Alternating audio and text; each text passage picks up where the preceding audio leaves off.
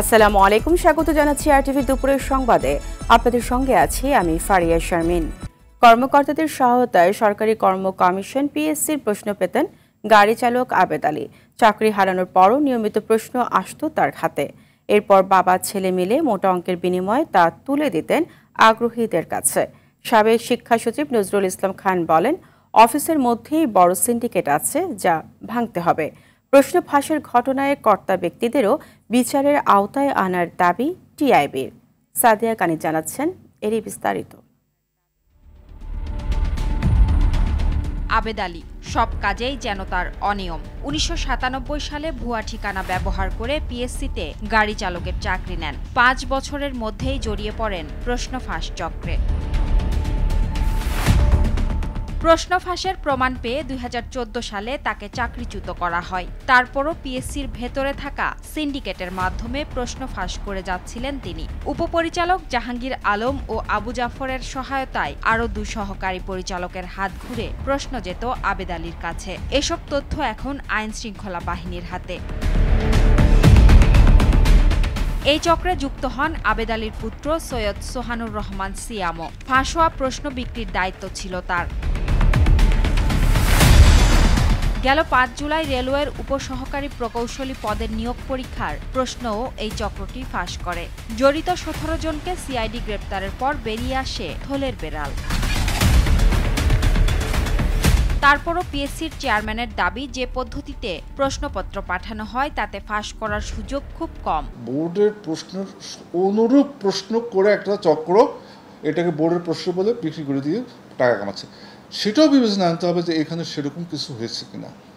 যদি সেটা হয় তাহলে সরকারের এজেন্সি আছে, যদি এখানে কোনো জড়িত থাকে আমরা দেখবো, অন্যরা জড়িত থাকলে সরকার দেখবে, কিন্তু প্রতিষ্ঠান সবার উপরে। প্রশ্ন ফাঁস ঠেকাতে কর্মকর্তা কর্মচারীদের অশুভ যোগসাজশ ভাঙার পরামর্শ সাবেক সচিব নজরুল ইসলাম খানের। প্রশ্ন ফাঁসের ঘটনাটা ঘটেছে, এইটা ঠেকানোর জন্য প্রশ্নপত্র প্রণয়নের পরে যেভাবে প্যাকিং করা হয়, আটকানো হয়, এখানে যারা মেম্বার আছে তাদের নিজে হাতে করতে হবে। অফিসগুলোতে যারা নিজস্ব কর্মকর্তা বা কর্মচারী থাকেন তাদের একটা ডমিনেন্স আছে, তাদের একটা নেটওয়ার্ক আছে, এই নেটওয়ার্ককে ভাঙতে হবে। টিআইবির নির্বাহী পরিচালক ইফতেখারুজ্জামান মনে করেন, কেউই এর দায় এড়াতে পারেন না, সবাইকেই তদন্তের আওতায় আনা উচিত। তদন্তটা এমনভাবে করতে হবে যে কান টানলে যে মাথা আসে সেটা সঠিক মাথাগুলো যেন আসে সেটা নিশ্চিত করে তদন্ত সাপেক্ষে জবাবদিহিতা নিশ্চিত করতে হবে, তাহলে এটাকে নিয়ন্ত্রণ করা যাবে। অন্যথায় এটা আমরা কিছুটা লোক দেখানো লম্ফজম্ফ দেখব, যারা চুনপটি তাদেরকে আটক করা হবে, কিছু হয়তো টানা হেঁচড়া করা হবে, বাস্তবে অপরাধের জায়গায় থেকে যাবে। সাদিয়া কানিজ, RTV, ঢাকা। রেলওয়ে নিয়োগ পরীক্ষায় প্রশ্নপত্র ফাঁসের ঘটনায় সরকারি কর্ম কমিশন PSCর আরও ৫ কর্মকর্তা কর্মচারীর নাম সামনে এসেছে, যারা বিভিন্ন সময়ে বেশ কিছু নিয়োগ পরীক্ষার প্রশ্ন ফাঁসে জড়িত। অভিযুক্তরা হলেন PSCর পরিচালক এনামুল বশির, সহকারী পরিচালক আব্দুর রউফ, সহকারী পরিচালক নিখিল চন্দ্র রায়, অফিস সহায়ক ডন কুমার ও গাড়ি চালক আতাউর রহমান। প্রশ্নপত্র ফাঁসে জড়িত থাকার অভিযোগে এই ৫ জনকেই একসময়ে চাকরি বিচ্যুত করেছিলেন PSC। পরে আইনি প্রক্রিয়ায় আবারও চাকরি ফিরে পান তারা। এদিকে রেলের প্রশ্ন ফাঁসের ঘটনায় আগেই গ্রেপ্তার ৫ কর্মকর্তা কর্মচারীর বিরুদ্ধে তদন্ত করতে দুর্নীতি দমন কমিশনকে চিঠি দিয়েছে PSC।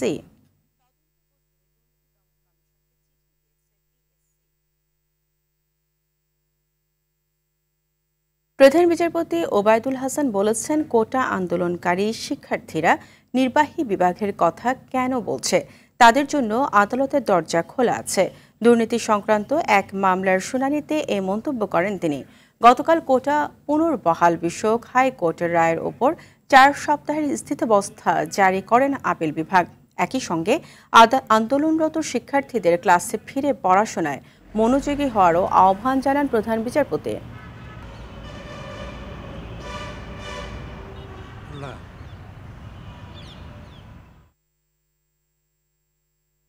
যারা আন্দোলন করছেন কোটা, তাদেরকে বোঝানোর জন্য যে আলটিমেটলি পুরো বিষয়টি আদালতের সামনে আসবে এবং আদালতের মাধ্যমে নিষ্পত্তি হবে। ওনার বক্তব্যটা এমন ছিল যে আপনাদেরও দায়িত্ব হচ্ছে যে এগুলো বিষয়ে কথা বলা, মানুষের জনমত সৃষ্টি করা, কিংবা কেউ যদি আইনের বাইরে গিয়ে যদি কোনো রকম পদক্ষেপ গ্রহণ, তারা যেন আইনের মধ্যে চলে আসে, আইনি প্রক্রিয়ার মধ্যে থেকে যে কোনো সমস্যার সমাধান করতে পারেন। এটি হচ্ছে ওনার কথার মূল বিষয়বস্তু ছিল। সরকারি চাকরির সব পদে কোটা সংস্কারের দাবি করছেন আন্দোলনকারী শিক্ষার্থী ও চাকরি প্রত্যাশীরা। বলছেন এটি সরকারের সিদ্ধান্তের বিষয়।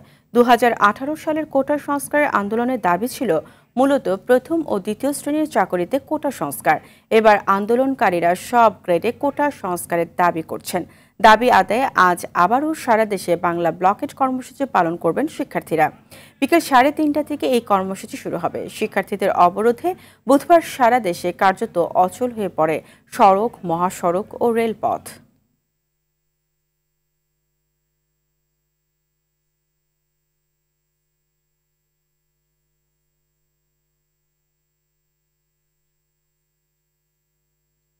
আদালতে না গিয়ে সড়ক অবরোধ করে আন্দোলন অযৌক্তিক বলে মনে করেন জনপ্রশাসন মন্ত্রী ফরহাদ হোসেন। আলোচনার ভিত্তিতে যৌক্তিকভাবে কোটা পদ্ধতির সংস্কার হওয়া উচিত বলে মন্তব্য করেন তিনি। যারা দেশ বিরোধী ষড়যন্ত্রে লিপ্ত তাদের প্ররোচনায় আন্দোলনে না যাবার পরামর্শ দেন মন্ত্রী। ফরহাদ হোসেন বলেন, কোটার বিষয়টি আদালতেই সমাধান হবে। প্রশ্ন ফাঁস ইস্যুতে জনপ্রশাসন মন্ত্রী বলেন, যে প্রক্রিয়ায় প্রশ্ন বাছাই হয় সেখানে কোনো দুর্বলতা আছে কিনা তা খতিয়ে দেখা হবে। যারা প্রতারণার আশ্রয় নিয়ে প্রশ্ন ফাঁস করে চাকরিতে প্রবেশ করেছে তাদের বিষয়টি তদন্ত করে ব্যবস্থা নেওয়া হবে বলেও জানান ফরহাদ হোসেন। যে যারা কোটা আন্দোলন করছেন, আমার কথা হচ্ছে যে কোটা আন্দোলন তারা করছেন, আমি একজন শিক্ষক, আমি একজন আমার অসংখ্য শিক্ষার্থী আছে। শিক্ষার্থীরা যে বিষয় নিয়ে তারা আসছে এ বিষয়ে সরকারের 18 সালে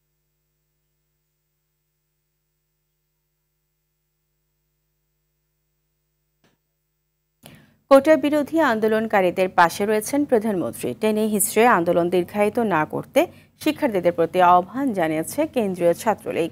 দুপুরে ঢাকা বিশ্ববিদ্যালয়ের মধুর ক্যান্টিনে সংবাদ সম্মেলনে ছাত্রলীগ নেতারা বলেন, কোটার যৌক্তিক সংস্কার ও সামঞ্জস্যপূর্ণ সমাধান ছাত্রলীগও চায়, তবে সেটা শান্তিপূর্ণভাবে। জনদুর্ভোগ সৃষ্টি হয় এমন কোনো কর্মসূচি না দেওয়ারও আহ্বান জানান তারা। আরও জানাচ্ছেন বিপুল দেব রায়। চলমান 4 দফা দাবিতে কোটা সংস্কার আন্দোলনকে 1 দফা দাবিতে নামিয়ে এনে সারা দেশে বাংলা ব্লকেট কর্মসূচি পালন করছে শিক্ষার্থীরা। এতে বেড়ে চলেছে জনদুর্ভোগ। এ নিয়ে ঢাকা বিশ্ববিদ্যালয়ের মধুর ক্যান্টিনে সংবাদ সম্মেলন করে কেন্দ্রীয় ছাত্রলীগ। এই সময় সাধারণ সম্পাদক শেখ ওয়ালি আসিফ ইনান আশা প্রকাশ করেন, আদালতের সিদ্ধান্তকে সম্মান জানিয়ে জনদুর্ভোগ কর্মকাণ্ড থেকে সরে আসবে আন্দোলনকারীরা। আদালত যে সিদ্ধান্ত দিয়েছে সেই সিদ্ধান্তের বিস্তারিত তারা প্রদান করতে পারবে। এর আগ পর্যন্ত কোনো কথা বলাটাই কিংবা আদালতের এই আদেশ নিয়ে মন্তব্য করাটি সমীচীন নয়। সেটি কোনো ক্ষেত্রে আদালতের অবমাননারও সামিল হতে পারে বলে আমরা মনে করি। আইনি প্রক্রিয়ার সমাধানের পথকে প্রশ্নবিদ্ধ করতে ভিন্ন পন্থা অবলম্বন করা ঠিক হবে না জানিয়ে ছাত্রলীগ সভাপতি জানান, আন্দোলনকে টেনে হেঁচড়ে এভাবে দীর্ঘায়িত করা উচিত নয়। দেখুন, এটি কিন্তু সমাধান হয়েছে, বিচার বিভাগের নিজস্ব পর্যবেক্ষণ দিয়েছে এবং এটির জন্য সংশ্লিষ্ট সকল পক্ষকে আমরা ধৈর্য ধরার জন্য আহ্বান জানাচ্ছি। এবং আমরা কিন্তু বলছি যৌক্তিক অন্তর্ভুক্তিমূলক সংস্কার এটি হওয়া প্রয়োজন। রাস্তাঘাট অবরোধ করা, রেল অবরোধ করা, এগুলো না করে শিক্ষা প্রতিষ্ঠানে অভ্যন্তরিত রাজনৈতিক দাবি দেওয়া, যৌক্তিক দাবি দেওয়া তুলে ধরার একটি সুযোগ তাদের সবসময় রয়েছে। যেখানে বিকল্প রয়েছে, আইনগত সুযোগ রয়েছে এবং ইতিমধ্যেই তাৎক্ষণিক সাময়িক সমাধান এসেছে, এই মুহূর্তে যেখানে কোনো সমাধান নেই সেখানে এটিকে প্রলম্বিত করা সঠিক সিদ্ধান্ত নয় বলে আমরা মনে করি। কোটার যৌক্তিক সংস্কার ও সামঞ্জস্যপূর্ণ সমাধান ছাত্রলীগও চাই জানিয়ে শিক্ষা প্রতিষ্ঠানে স্বাভাবিক পরিবেশ ফিরিয়ে আনার আহ্বানও জানান ছাত্রলীগ নেতারা। বিপুল দেবরাই, RTV, ঢাকা। চলমান কোটা বিরোধী আন্দোলনে নিজেদের পূর্ণ সমর্থনের কথা জানিয়েছে ছাত্রদল। নয়াপল্টনে সংবাদ সম্মেলনে এ দাবি করেন সংগঠনটির সাধারণ সম্পাদক নাসির উদ্দিন নাসির। কোটার বিষয়টি চূড়ান্ত নিষ্পত্তি হওয়া প্রয়োজন জানিয়ে ছাত্রদল নেতারা জানান, বিশেষ চাহিদা সম্পন্ন শিক্ষার্থী ছাড়া অন্য কোনো কোটার প্রয়োজন নেই। কোটা বিরোধী আন্দোলন ইস্যুতে ঢাকা কলেজ ছাত্রদল নেতা আতিকুর রহমান রাসেলকে গুম করা হয়েছে দাবি করে অবিলম্বে তাকে ফিরিয়ে দেওয়ার আহ্বান জানান ছাত্রদল সভাপতি রকিবুল ইসলাম। গেল 1 জুলাই রাসেলকে প্রশাসনের লোকজন তুলে নিয়ে গুম করেছে বলে অভিযোগ করা হয় সংবাদ সম্মেলনে। বাংলাদেশ জাতীয়তাবাদী ছাত্রদল একমাত্র ছাত্র সংগঠন, আপনাকে চ্যালেঞ্জ করে বলছি, একমাত্র ছাত্র সংগঠন, যে ছাত্র সংগঠন একমাত্র এই শত গুম খুনের পরও রাজপথে রয়েছে। আদালতকে ব্যবহার করে এই খুনি শেখ হাসিনা সরকার এই কোটাকে আবার পুনর্বহাল করেছে। আমরা বাংলাদেশ জাতীয়তাবাদী ছাত্রদল 2018 সালে যে কোটা সংস্কার হয়েছিল সেখানে আমরা নৈতিক সমর্থন দিয়েছি এবং আমাদের সাধারণ শিক্ষার্থীরা অংশগ্রহণ করেছে। এখন যে আন্দোলন চলছে সে আন্দোলনে আমরা সমর্থন দিচ্ছি এবং আমরা বিশ্বাস করি যে গণতান্ত্রিক আন্দোলনের মাধ্যমে সাধারণ শিক্ষার্থীরা যে কোটা সংস্কারের বিষয়ে যে আন্দোলন করছে সেটির বিষয়ে একটু চূড়ান্ত নিষ্পত্তি হওয়া উচিত। দর্শক, পেনশন ও কোটা ইস্যুতে শিক্ষক শিক্ষার্থীদের আন্দোলনের বিষয়ে জানাতে ঢাকা বিশ্ববিদ্যালয় থেকে সরাসরি যুক্ত হচ্ছেন সহকর্মী খান আলামিন। জনদুর্ভোগ তো চরম পর্যায়ে পৌঁছে গিয়েছে, তো এই যে জনদুর্ভোগ এড়িয়ে কর্মসূচি দেওয়ার বিষয়ে কোটা বিরোধীরা কি বলছে জানাবেন।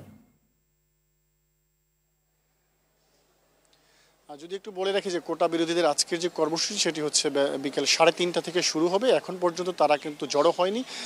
জড়ো হলে হয়তো তারা নতুন কোনো কর্মসূচির দিকে যাবেন কি না সেটি আমরা আগেই জানতে পারতাম। অবশ্য তারা প্রতিদিন সন্ধ্যার সময় তাদের পরের দিনে যে কর্মসূচি থাকে সেটি তারা ঘোষণা করে থাকেন। তবে ছাত্রলীগের পক্ষ থেকে যে আহ্বানটি জানানো হয়েছে কোটা সংস্কার আন্দোলনকারীদের প্রতি, যে তারা যেন জনদুর্ভোগ এড়িয়ে তারা ক্লাসে ফিরে আসে, কারণ এরই মধ্যে যেহেতু বিষয়টি আপিল বিভাগ নিষ্পত্তির পর্যায়ে নিয়ে গেছে, অর্থাৎ এতদিন যেই কোটা প্রথাটা বাতিল ছিল সেটি বাতিল থাকবে, অর্থাৎ হাইকোর্ট যে বহাল করেছিল সেটি বাতিল করে দিয়েছেন।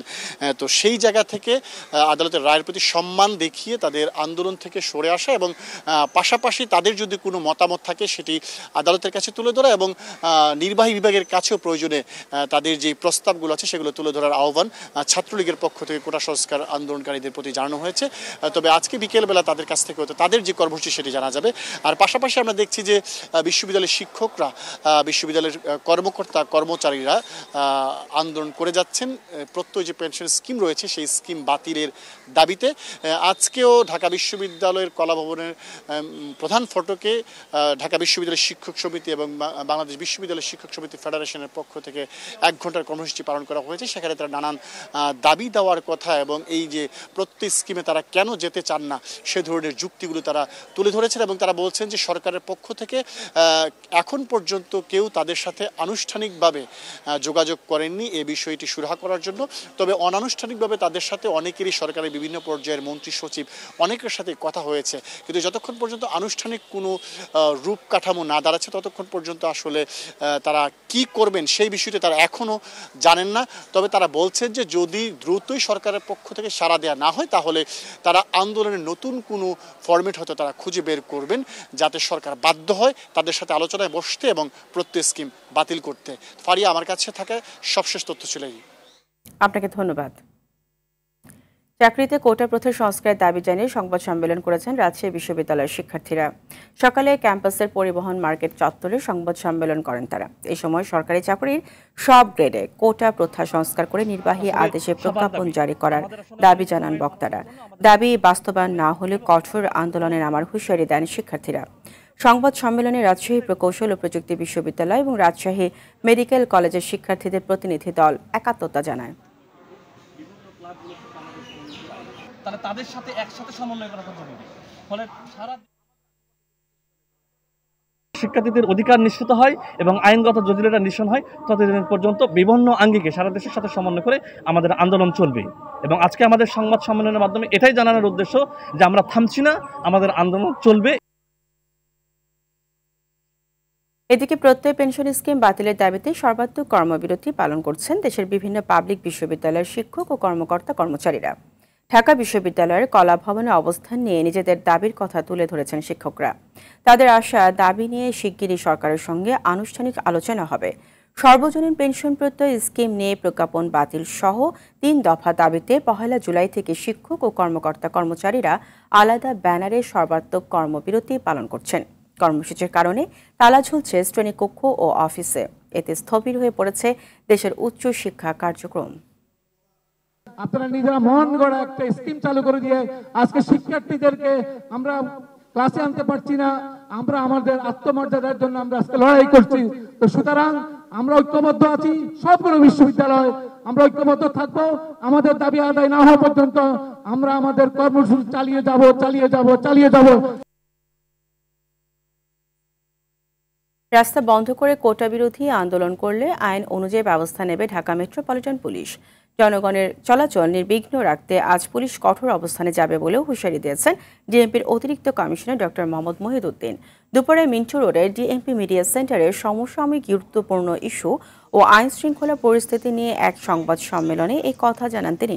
হাইকোর্টের রায়ের পর আন্দোলনের কোনো যৌক্তিকতা নেই বলেও মনে করেন ডিএমপির অতিরিক্ত কমিশনার।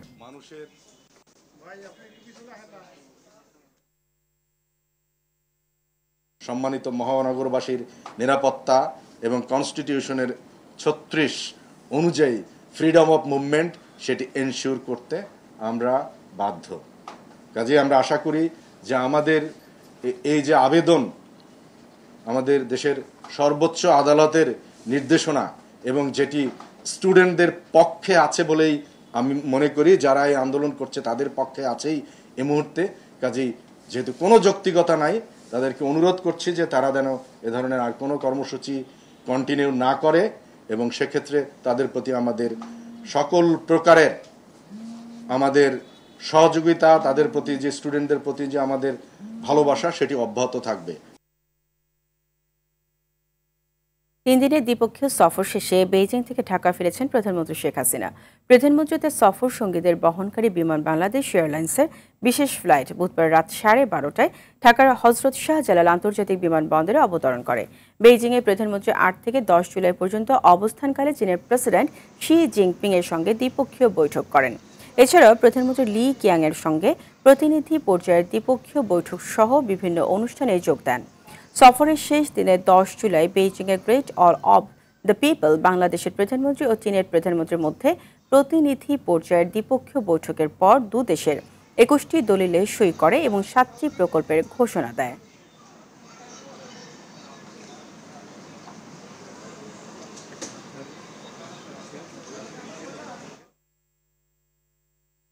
চলমান বৈশ্বিক অর্থনৈতিক বাস্তবতার খরা কাটাতে প্রধানমন্ত্রী এবারে চীন সফর বাংলাদেশের জন্য ইতিবাচক বলছেন কূটনৈতিক বিশ্লেষকরা। বলেন, সরকারের পূর্ব ঘোষিত উন্নয়ন এজেন্ডা নিয়ে চীনা প্রেসিডেন্ট ও প্রধানমন্ত্রীর সঙ্গে শেখ হাসিনার বৈঠক সফল হয়েছে। অর্থনীতির বাইরে রোহিঙ্গা সহ অন্যান্য ইস্যু খানিকটা চাপা পড়লেও নতুন করে এসব বিষয়ে আলোচনা ভালো বার্তা দিচ্ছে। মারুফ রাজা রিপোর্ট। পদ্মা সেতুর অবকাঠামো কিংবা রেল সংযোগ নির্মাণ, কর্ণফুলী টানেল, র্যাপিড ট্রানজিট প্রকল্প সহ গেল 1.5 দশকে বাংলাদেশের বেশ কিছু মেগা প্রকল্পে ঋণ প্রদানের পাশাপাশি বাস্তবায়নকারীর ভূমিকাতেও দেখা গেছে চীনকে।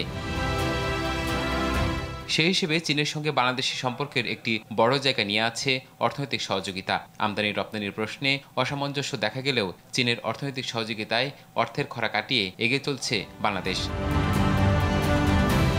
ভারত সফরের প্রায় 2 সপ্তাহ পর প্রধানমন্ত্রী শেখ হাসিনা চীন সফরকে দেশের অর্থনৈতিক লক্ষ্য পূরণে ইতিবাচক হিসেবে দেখছেন কূটনৈতিক বিশ্লেষকেরা। এটা এর আগে কখনো ঘটে নাই। চীন আমাদেরকে বলছে তারা আমাদের যে এখন আর্থিক সংকট চলছে সেখানে তারা সহযোগিতা করবে এবং তারা বিনা সুদে আমাদেরকে আর্থিক সহযোগিতা দিতে চিন্তা করছে এবং সেই ব্যাপারে আলাপ আলোচনা করতে তাদের একটি প্রতিনিধি দল শিগগিরই আসবে। এটা চীনের প্রেসিডেন্ট শি জিনপিং বলেছেন।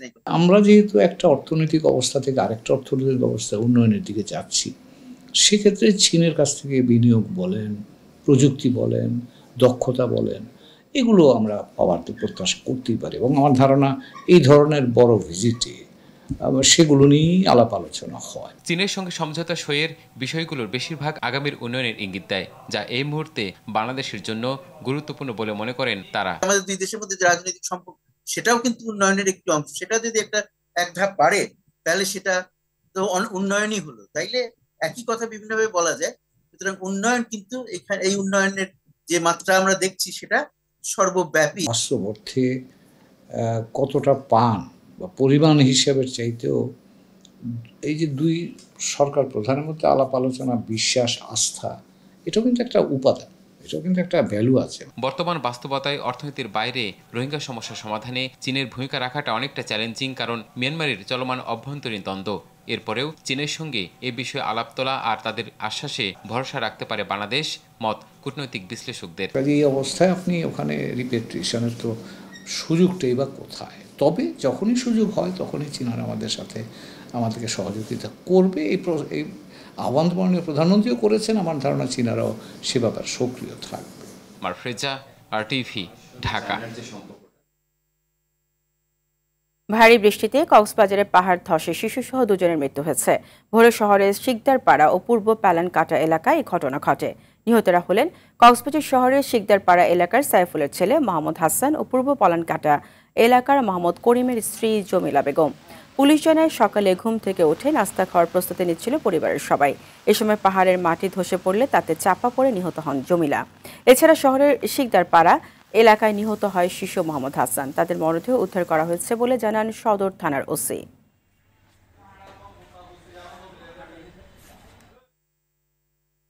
ভারী বৃষ্টি ও পাহাড়ি ঢলে সুনামগঞ্জে আবারও বাড়ছে সুরমা নদীর পানি। 24 ঘন্টা এই নদীর পানি 30 সেন্টিমিটার বেড়ে ভোরে শহরের 16 ঘর পয়েন্টে বিপদসীমার 15 সেন্টিমিটার নিচ দিয়ে প্রবাহিত হয়। গাইবান্ধায় ব্রহ্মপুত্রের পানি বাড়তে থাকায় বন্যা পরিস্থিতির আবারও অবনতি হয়েছে। এতে 165টি চরের লাখেরও বেশি মানুষ 10 দিন ধরে পানিবন্দী জীবনযাপন করছেন। বন্যা পরিস্থিতির খবর জানাতে গাইবান্ধা থেকে যুক্ত হচ্ছেন সহকর্মী ফেরদৌস জুয়েল।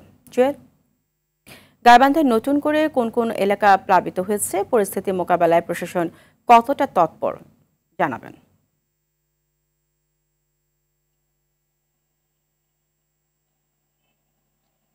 মারিয়া, আপনাকে জানিয়ে রাখি যে গাইবান্ধায় কিন্তু বন্যা পরিস্থিতি কিছুটা উন্নতি হয়েছিল। ব্রহ্মপুত্রের পানি 91 সেন্টিমিটার উপরে উঠেছিল। গতকাল বিকেল পর্যন্ত তা নেমে 35 সেন্টিমিটার উপর দিয়ে প্রবাহিত হয়।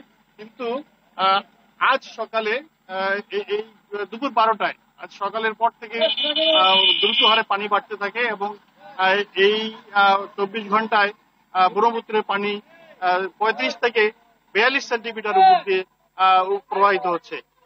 এছাড়া ঘাঘর নদীতেও পানি বাড়ছে, তিস্তা নদীতেও পানি বাড়ছে। পানি মানে বন্যা কবলিত যে 26টি ইউনিয়ন ছিল, 26টি ইউনিয়ন কিন্তু এখনো প্লাবিত, যে কারণে এইসব ইউনিয়নে নতুন কোনো এলাকা প্লাবিত হয়নি। কিন্তু 26টি ইউনিয়নের যে এলাকাগুলো আছে পানি নামতে ছিল ঠিক হঠাৎ করে গতকাল থেকে পানি বাড়া শুরু হয়, যে কারণে বন্যা পরিস্থিতির আবারও অবনতি ঘটেছে। জেলা প্রশাসন এখন পর্যন্ত 3,500 প্যাকেট তারা শুকনো খাবার বিতরণ করেছে। এবং আমি আপনাকে একটু দেখাচ্ছি যে ঘাঘর নদী যে এলাকাটা আছে, এই ঘাঘর নদীতে কিন্তু প্রচুর পানি এবং এই নদীতে হয়তো এই কিছুক্ষণের মধ্যেই ডেঞ্জার লেভেল যেটা আছে বিপদসীমা অতিক্রম করবে বলে পানি উন্নয়ন বোর্ড জানিয়েছে। জয়েল, আপনাকে অসংখ্য ধন্যবাদ। সঙ্গে থাকুন, পরবর্তীতে জেনে নেব আপনার কাছ থেকে আরো বিস্তারিত। শক্তিশালী AI ফিচারের রেনো 12F সিরিজ নিয়ে এসেছে বিশ্বের অন্যতম শীর্ষ স্মার্টফোন কোম্পানি অপ্পো। সকালে রাজধানীর বসুন্ধরা কনভেনশন সেন্টারে নতুন মডেল স্মার্টফোনটির উদ্বোধন করা হয়। কর্মকর্তারা জানান, বাংলাদেশে স্মার্টফোনের AI যুগে নেতৃত্ব দিতে রেনো 12F সিরিজ আনা হয়েছে। ফোনটির উন্নত AI এর সুবিধা ব্যবহার করে ব্যবহারকারী সহজেই এর ফটোগ্রাফি নিয়ন্ত্রণ করতে পারবেন। এছাড়া অপর অত্যাধুনিক প্রযুক্তির নতুন এই ফোনে রয়েছে দারুণ সব ফিচার, যা AIF এর ছোঁয়া ও অনন্য ইমেজিং টেকনোলজি দিয়ে ভবিষ্যৎকে রাঙাবে নতুনভাবে। ন্যাশনাল লাইফ ইন্স্যুরেন্স আন্তর্জাতিক সংবাদ। মিয়ানমারের জান্তা বিরোধী সশস্ত্র রাজনৈতিক গোষ্ঠী TNLA দেশটির উত্তরাঞ্চলীয় প্রদেশ শানের গুরুত্বপূর্ণ শহর নাওংছো দখলে নিয়েছে। শুক্রবার মিয়ানমারের জান্তা বাহিনীর সদস্যদের সম্পূর্ণভাবে প্রতিহত করে শহরটির নিয়ন্ত্রণ নেয় তারা। এই ঘটনার পরই শহরটি নিজেদের বলে ঘোষিত হয় গোষ্ঠীর অন্যতম শীর্ষ নেতা ও যুদ্ধ বাহিনীর প্রধান জেনারেল তারভনে কিয়াওকে। সংবাদ সংস্থা AFP এ তথ্য নিশ্চিত করেছে। দুপুরের সংবাদ এই পর্যন্তই। সবশেষ সংবাদ জানতে যে কোনো মোবাইল ফোন থেকে 24141 নম্বরে ডায়াল করুন। জেলার সংবাদ বিকেল 4:45টায় দেখার আমন্ত্রণ রইল। ধন্যবাদ সবাইকে।